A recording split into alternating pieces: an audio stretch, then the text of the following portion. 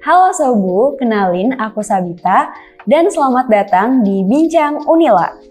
Hari ini aku akan mengajak kalian untuk mengenal lebih dekat Bella Amanda, mahasiswa berprestasi Unila tahun 2023. Dan saat ini aku sudah bersama Kak Bella. Halo Kak Bella. Halo Sabu. Nah Kak Bella saat ini kesibukannya lagi ngapain nih Kak?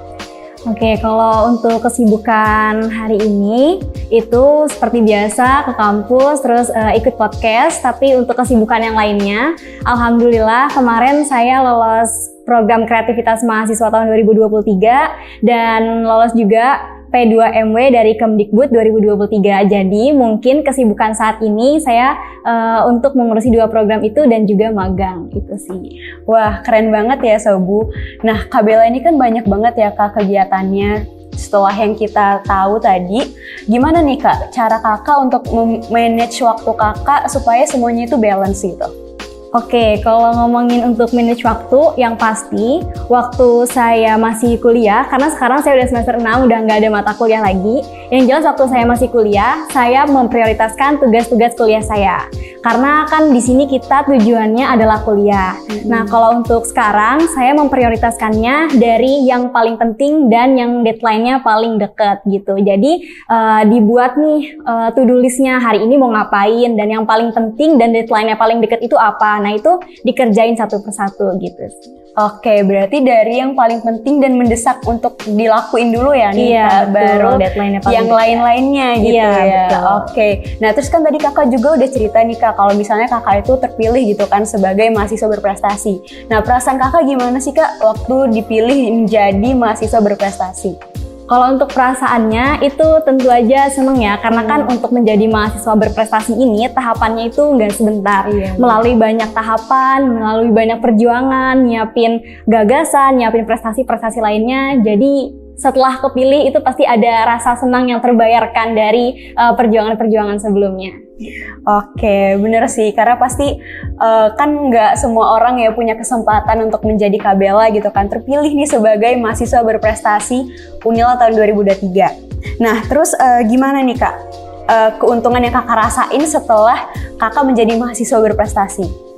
Kalau keuntungan itu yang pasti dikenal banyak orang karena diliput beberapa media dan dengan kayak gitu itu tuh jadi privilege bagi kita. Jadi orang mengenal kita dan itu lebih mudah, kayak misalkan dapat tawaran proyek penelitian dosen, terus dapat tawaran untuk jadi pemateri, itu kan bisa nambah relasi kita kan. Jadi sebenarnya kalau keuntungannya itu banyak banget gitu. Terus juga kita bisa belajar soft skill baru karena kita udah dipercaya nih gitu sebagai mahasiswa berprestasi. Jadi lebih mudah untuk menemui kesempatan-kesempatan lainnya.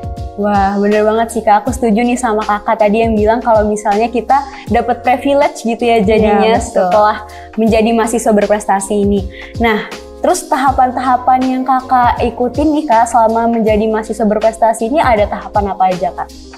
Kalau untuk tahapan, untuk jadi mahasiswa berprestasi ini ada beberapa tahapan ya, dan itu panjang banget tahapannya. Jadi yang pertama itu kita harus seleksi jurusan. Kita menyiapkan segala berkas.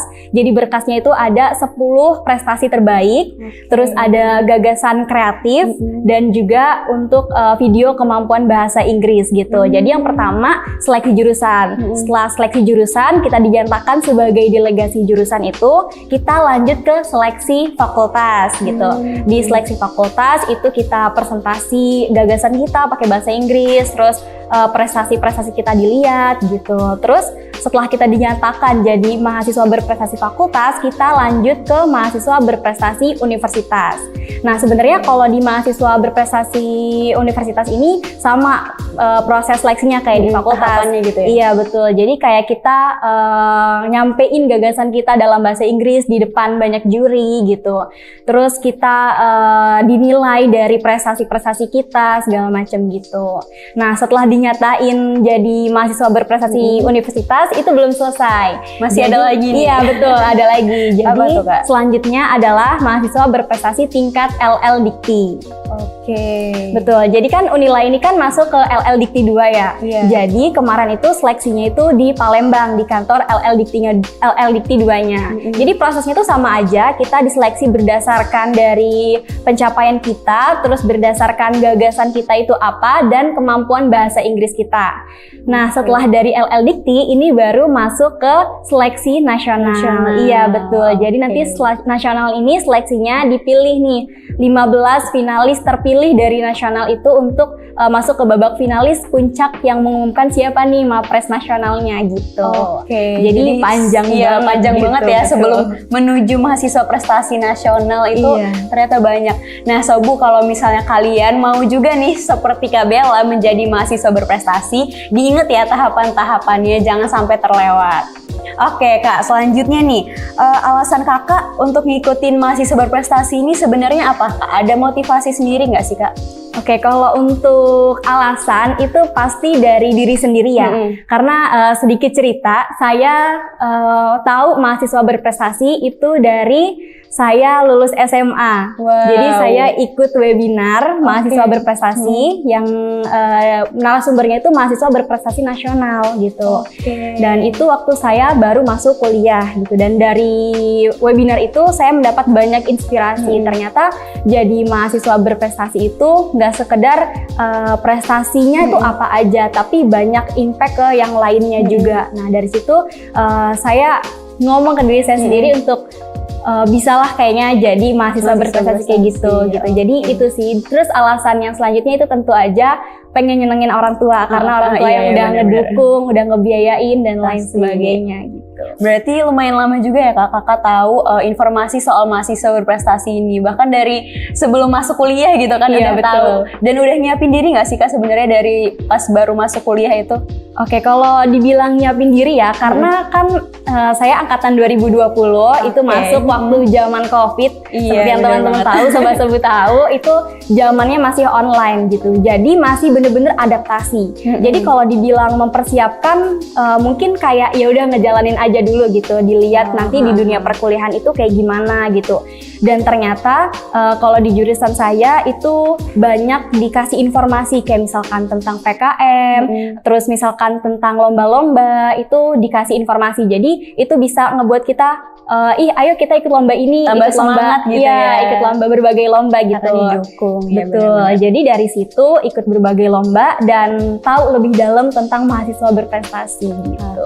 Nah berarti tadi udah disenggol juga nih sama Kak Bella kalau misalnya sebelum ikut pemilihan mahasiswa berprestasi ini berarti Kakak mengikuti beberapa kegiatan lain juga lah ya. Nah itu boleh dikasih tahu nggak nih Kak, kegiatan apa aja kira-kira yang Kakak ikutin sebelum ikut Pilmapres ini Kak? Kalau untuk kegiatan itu sebenarnya banyak banget kegiatan yang relate sama Mapres, karena Mapres ini nggak hanya di bidang akademik aja, tapi di segala bidang. Kalau bidang yang saya ikutin, yang pertama itu ikut berbagai lomba. Entah itu lomba karya tulis ilmiah, lomba esai, lomba poster, atau lomba apapun itu bisa jadi bekal kita untuk jadi Mapres. Itu yang pertama, perlombaan. Terus yang kedua itu ikut organisasi gitu. Ikut organisasi juga ini bisa jadi bekal kita di Mapres gitu. Saya sempat ikut beberapa organisasi dari semester awal. Terus selain organisasi, saya membuat karya-karya yang bisa di-HKI-kan atau dipatenkan gitu. Terus selain itu saya berwirausaha juga gitu. Saya belajar berwirausaha karena poin wirausaha ini juga ada di salah satu poin penilaian pencapaian dari mahasiswa berprestasi gitu.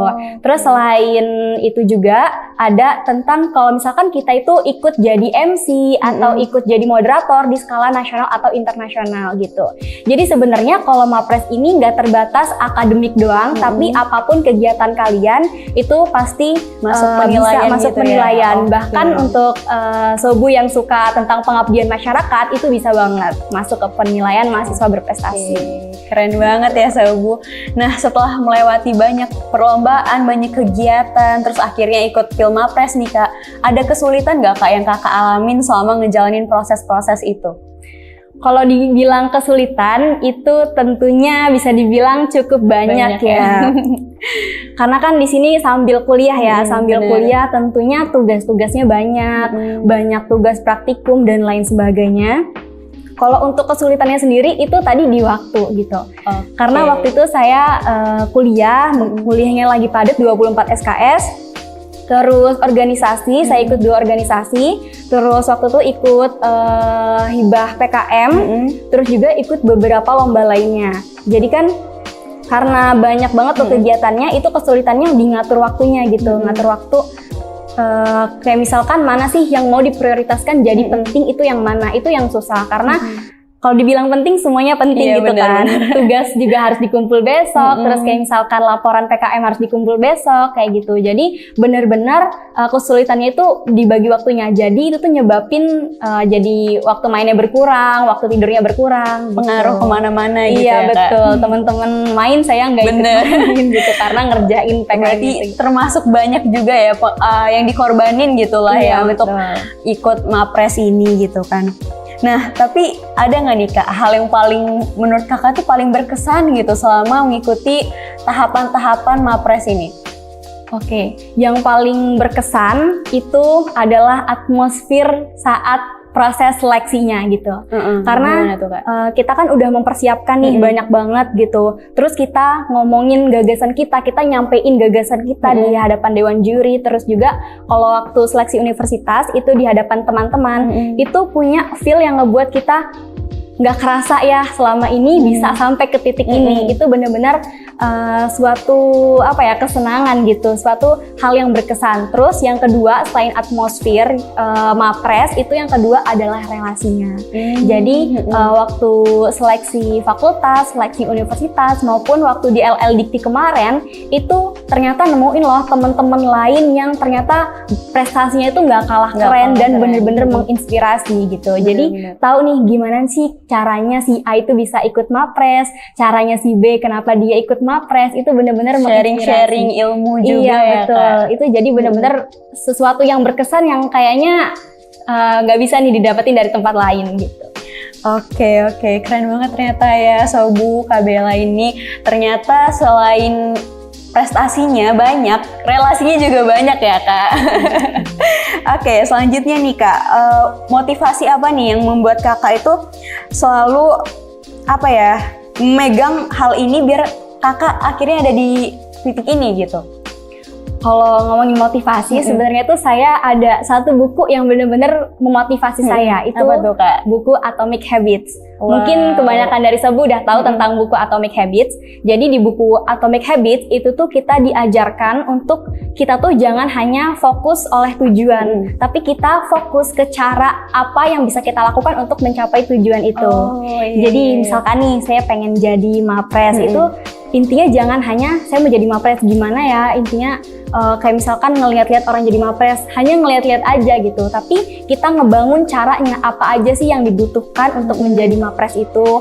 Kayak misalkan kita riset, misalkan ternyata Mapres itu butuh prestasi yang banyak loh, ternyata prestasi internasional itu benar-benar memiliki poin yang besar loh, ternyata bahasa Inggris itu penting loh. Nah, dengan kita tahu apa aja, itu kita bisa belajar, jadi kita bisa lebih prepare untuk ikut Mapres gitu. Oke, jadi nggak cuman ngeliat atau mencari doang, tapi kita juga mempraktekin gitu ya, betul. Kak, apa yang sebenarnya perlu disiapin untuk Mapres itu gitu. Oke, nah untuk Kakak sendiri nih, harapan untuk diri Kakak di masa depan itu ada nggak Kak? Atau apa nih, boleh di-spill harapan untuk Kakak di masa depan tuh apa?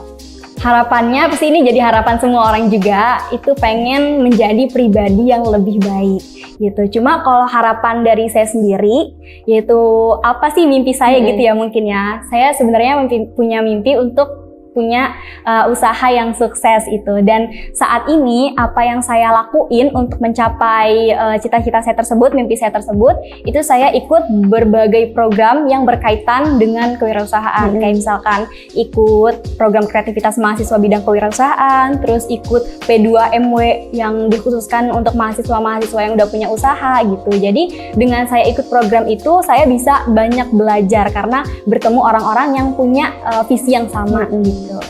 Oke, Sobu kita doain ya, semoga kedepannya Kak Bella ini bisa menjadi orang yang sukses gitu kan, dengan usaha yang dia punya gitu. Nah itu dia Sobu, Bincang Unila hari ini. Semoga kita semua dapat termotivasi dan juga mengambil kesan dan pesan yang udah disampaikan oleh Kak Bella tadi ya. Saya Sabita dan juga Kak Bella pamit undur diri. Sampai jumpa di Bincang Unila berikutnya. Sampai jumpa.